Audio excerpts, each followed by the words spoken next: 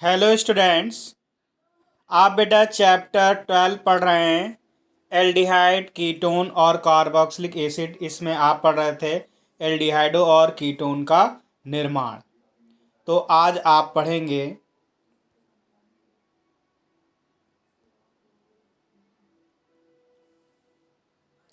अम्ल क्लोराइडों से। किससे पढ़ेंगे? अम्ल क्लोराइडों से। From acid chloride. Acid chloride द्वारा जो है एल्डिहाइड और कीटोन का निर्माण। तो बेटा इस विधि से कीटोन का निर्माण नहीं होता, केवल और केवल एल्डिहाइड का ही होगा। और इसका नाम है रोजेनमुंड। ये नेमिंग रिएक्शन भी है, रोजेनमुंड अपचयन बाय रोजेनमुंड रिडक्शन। केवल एल्डिहाइडों का विचरण, इससे कीटोन का निर्माण नहीं होता है। किसका निर्माण नहीं होता? कीटोन का। केवल और केवल एल्डिहाइड का ही होता है। तो देखो बेटा, अम्ल क्लोराइड के गर्म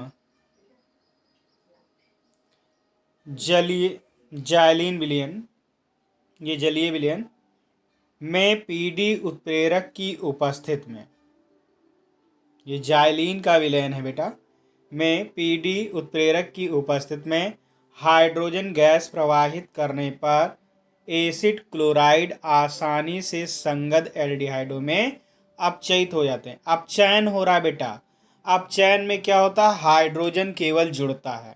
क्या होता है? हाइड्रोजन जुड़ता है। देखिए, तो यहां पर क्या होगा वे? अम्ल क्लोराइड, तो अम्ल क्लोराइड का सूत्र RCOCl, तो RCOCl और ये H2। अब चयन में बेटा क्या होगा? हाइड्रोजन जुड़ेगा, यानी कि यहाँ से ये Cl हट जाएगा, ये निगेटिव और ये पॉजिटिव। तो इससे एक हाइड्रोजन आके जुड़ जाएगा, यहाँ पर हाइड्रोजन जुड़ जाएगा HCl, एक H के साथ Cl चला जाएगा HCl, और आपका RC डबल बॉन्ड O और इससे H, एल्डिहाइड बन गया आपका। और ये पैलेडियम BSO4 गर्म जाइलिन में होता है, गर्म जाइलिन में होता है। तो ये आपको लिखना है और याद रखना है, और ये ऐसा रिएक्शन होगा, ये आप समझ गए होंगे। तो केवल यहाँ पर अब देखो बेटा, एग्जाम्पल R के प्लेस पे हम क्या लिख सकते हैं? यहाँ पे CH3 लिया गया, तो CH3 ले लिया, तो यहाँ भी CH3, बाकी सब कुछ वैसा ही रहेगा। तो ये आपका क्या है? एस्टल क्लोराइड, और यहाँ क्या बन गया? Acetaldehyde HCl। अब देखो बेटा आगे, इसमें मेन चीज है निर्मित एल्डिहाइड आसानी से प्राथमिक एल्कोहलों में अपचयित हो जाते हैं, लेकिन यह अपचयन BSO4 तथा सल्फर या क्यूलोनीन से विषाक्त हो जाता है तथा एल्डिहाइड अंतिम उत्पाद के रूप में प्राप्त होते हैं। तो आप देखिए बेटा, जो ये है BSO4 और सल्फर क्यों लिया गया है? बेरियम सल्फेट और सल्फर इसलिए लिया जाता है क्योंकि ये विषाक्त उत्प्रेरक, ये विष उत्प्रेरक का कार्य करते हैं, अर्थात रिएक्शन को रोक देते हैं। अगर इनका उपयोग ना किया जाए तो यहाँ पर बेटा एल्डिहाइड के बजाय वो एल्कोहल में अपचयित हो जाएंगे।